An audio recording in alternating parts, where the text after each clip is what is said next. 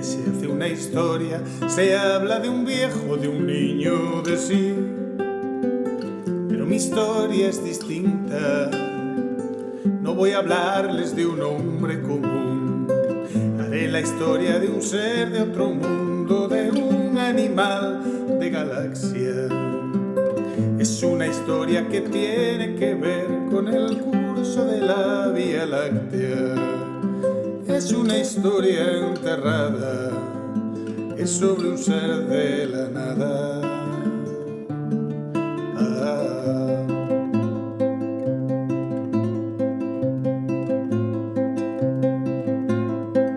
Nació de una tormenta en el sol de una noche, el penúltimo mes.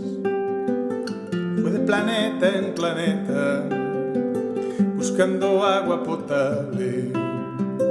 Quizá buscando la vida, buscando la muerte, eso nunca se sabe. Quizá buscando siluetas o algo semejante que fuera adorable, o por lo menos querible, besable,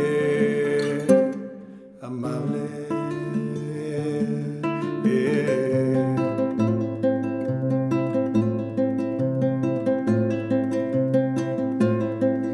Descubrió que las minas del rey Salomón se hallaban en el cielo y no en el África ardiente, como pensaba la gente. Pero las piedras son frías y le interesaban calor y alegrías. Las piedras no tenían ojos, solo eran espejos, colores brillantes. Y al fin bajó hacia la guerra, perdón, quise decir a la tierra.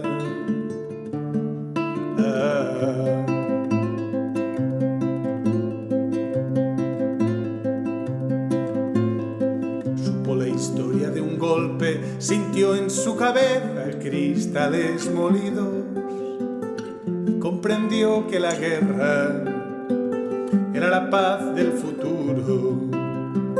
Lo más terrible se aprende enseguida y lo hermoso nos cuesta la vida.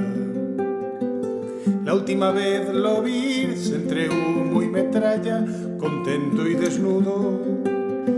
Iba matando canallas con su cañón del futuro. Iba matando canallas con su cañón de futuro.